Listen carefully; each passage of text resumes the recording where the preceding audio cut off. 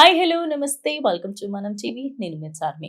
వంటింటి వైద్యం అంటే మనకి ఫస్ట్ గుర్తొచ్చేది ఎవరు? చిట్టిపొట్ల మధుసూదన్ శర్మ. ఆయన ఎప్పుడూ కూడా మన వంటింట్లో ఉండే సామాగ్రితోనే మన జీవితానికి సంబంధించి మనం ఆరోగ్యంగా ఎలా ఉండొచ్చు, సైడ్ బెనిఫిట్సే తప్ప సైడ్ ఎఫెక్ట్స్ లేకుండా ఆయన చెప్పే చిట్కాలు అందరి దగ్గరికి వెళ్తూ ఉంటాయి. ఈరోజు ప్రస్తుతం మనం టీవీ స్టూడియోలో ఆయన ఉన్నారు. ఆయనతో మాట్లాడదాం. నమస్తే సార్. సార్, ఈ మధ్య కాలంలో నేనిది ఫస్ట్ టైమ్ విన్నాననమాట. రాత్రి టైంలో ధనియాలు ఒక గంట సేపు అలా వాటర్‌లో పెట్టేసి, దాని తర్వాత కలర్ మారుతది కదా సార్! అప్పుడు తాగితే తొందరగా వెయిట్ లాస్ అవుతారు అని జెప్పేసి, దాని తర్వాత ఇంకేం తినరంట. సో, నిజమేనా సార్? అంటే రాత్రి పూట ధనియాల వాటర్ తాగితే వెయిట్ లాస్ అవుతదా? రాత్రిపూట ధనియాలు నీళ్లు తాగడం వల్ల వెయిట్ లాస్‌లో మరి ఆశించినటువంటి ఫలితాలు కలగవమ్మా? వెయిట్ వల్ల కలిగేటువంటి అనేక రకాలైనటువంటి కాంప్లికేషన్స్ గాని, భవిష్యత్తులో వచ్చేటువంటి ఇబ్బందులు గాని తొలగించేందుకు హ్మ్. చక్కగా సహకరిస్తాయని మాత్రం చెప్పుకోవచ్చుమా. ఓకే. సో, సార్ ఇప్పుడు ధనియాలు అంటే నార్మల్‌గా అందరికి ఏం గుర్తొస్తది? వంటలో ఏస్తారు. అసలు అది పొడి గట్టిగా మాట్లాడితే అవును. మసాలా.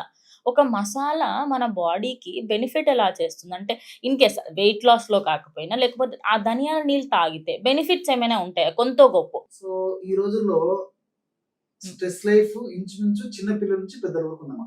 ఓకే. ప్రత్యేకంగా చెప్పనక్కర్లేదు. అవును. స్ట్రెస్ మానసిక ఒత్తిడి. హ్మ్.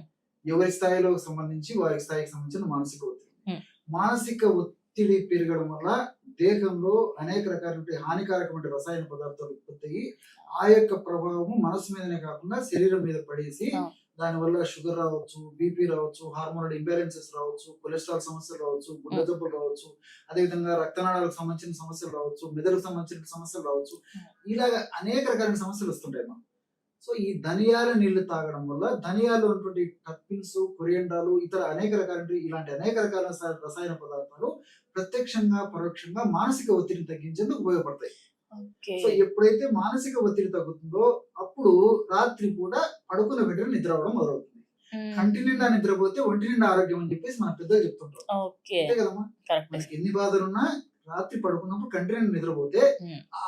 బాడీ కొంచెం రిలాక్స్ అయిపోతుంది కాబట్టి ఉదయం అయ్యేసరికి కొంచెం యాక్టివ్‌గా తయారవుతుంది. ఓకే. అలా కాకుండా ఉదయం నుంచి రాత్రి వరకు మానసిక ఒత్తిడికి లోనైపోయి మళ్ళా రాత్రి నిద్రపట్టక ఇవన్నీ హ్మ్. ఆలోచన చేసుకొని దీనివల్ల పరిస్థితి మరీ ఇబ్బంది పడకుండా ఉండేందుకు హ్మ్. ఇలాంటి ధనియాల నీళ్ళని ఔషధంగా ఆహార పదార్థాలతో తయారైనటువంటి ఇదే కాబట్టి హ్మ్. దాన్ని ఒక ఔషధంగా వాడుకోవడం వల్ల మానసిక ఒత్తిడి తగ్గడం వల్ల ప్రశాంతమైనటువంటి నిద్ర పట్టడం వల్ల ఉన్నటువంటి సమస్యలు తగ్గిపోతాయి. భవిష్యత్తులో ఇతర సమస్యలు రాకుండా ఉంటాయి. ఇది నంబర్ 1. ఓకే. రెండవది సర్వసాధారణంగా మానసిక ఒత్తిడి వల్ల కానివ్వండి, తీసుకునే ఆహార పదార్థాల వల్ల కానివ్వండి, అదేవిధంగా వాతావరణ కాలుష్యం వల్ల అవును. కానివ్వండి, కాలుష్యం ఎక్కువ.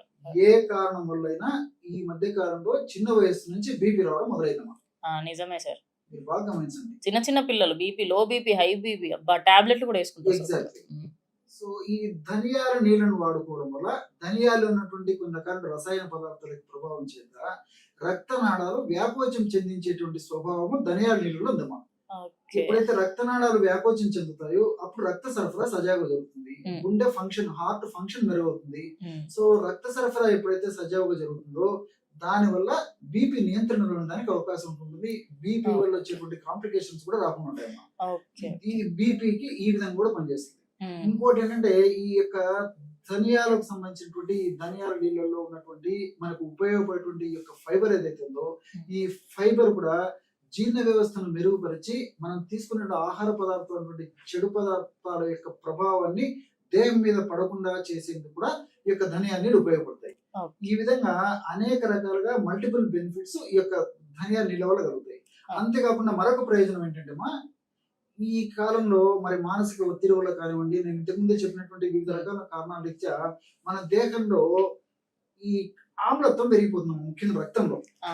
Acidic nature. అసిడిక్ నేచర్ యాక్చువల్‌గా ఎక్కువైపోతుంది. ఆల్కలైన్ నేచర్ ఉండాలి. మన దేహం హ్మ్. అలాగే ఉండాలి. మన రక్తం అలాగే ఉండాలి.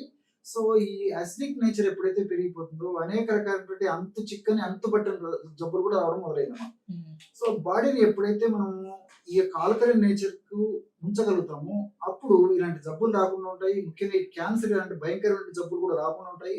వచ్చినటువంటి జబ్బులు కూడా త్వరగా తగ్గేందుకు హ్మ్. అవకాశం ఏర్పడుతుంది కాబట్టి బాడీలో ఆల్కలైన్ నేచర్ పెంచేందుకు ఈ హ్మ్. ధనియాల నీళ్ళు ఈ పద్ధతిలో అంటే ఉదయం నుంచి రాత్రి వరకు నానబెట్టేసేసి, ఉడకట్టేసేసి ఆ నీళ్ళని తాగడం వల్ల ఉపయోగం ఉంటుంది.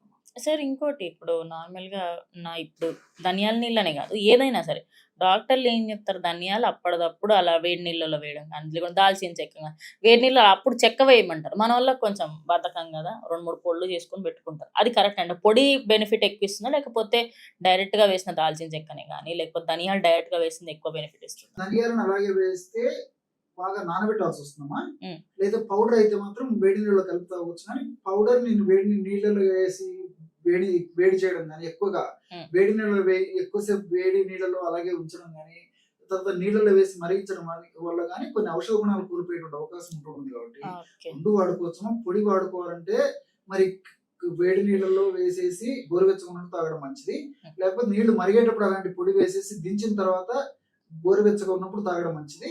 మరి ధనియాలను అలాగే వాడుకోవాలంటే నానబెట్టి నీళ్లు తాగడం మంచిది. సో, ఫైనల్‌గా ఎవరెవరు తీసుకోవచ్చు? ఎలాగైనా వాడుకోవచ్చు. ఎవరెవరు తీసుకోవచ్చు? అంటే చిన్న పిల్లలు, పెద్దవాళ్ళు అందరూ తీసుకోవచ్చా? అందరిది యూనివర్సల్ అన్నమాట. యూనివర్సల్. దీనికి ధనియాలకు ప్రత్యేకమైన నిషిద్ధం లేదు. ఓకే. చిన్నపిల్లల నుంచి పెద్దల వరకు వాడుకోవచ్చు. చిన్నపిల్లలు కాస్త డోస్ తగ్గించాలి. అంతే. పెద్దలైతే డోస్ డోస్ కొంచెం పెంచుకోవచ్చు. పెంచుకొని వాడుకుంటే సరిపోతుంది. Thank you sir. సో, చూసారు కదా! ఇది ఇవాళటి వీడియో. మీకు ఇలాంటి విషయాలకు సంబంధించి లేకపోతే హెల్త్ విషయాలకు సంబంధించి మీకేమైనా సమస్యలు ఉంటే, దానికి సంబంధించి మధుసూదన్ శర్మ గారితో మీరు మాట్లాడాలి అనుకున్నా, లేకపోతే మీ సమస్యకి సంబంధించి మీరేమైనా పరిష్కారం వెతుకుతున్నా ఖచ్చితంగా కింద కామెంట్ బాక్స్‌లో తెలియజేయండి. దానికి సంబంధించి నెక్స్ట్ వీడియోలో దానికి ఫుల్ వీడియో చేసే ప్రయత్నం చేస్తాం. సో, ఇది ఇవాళటి వీడియో. ఇంకో వీడియోతో మళ్ళీ కలుస్తాం. స్టే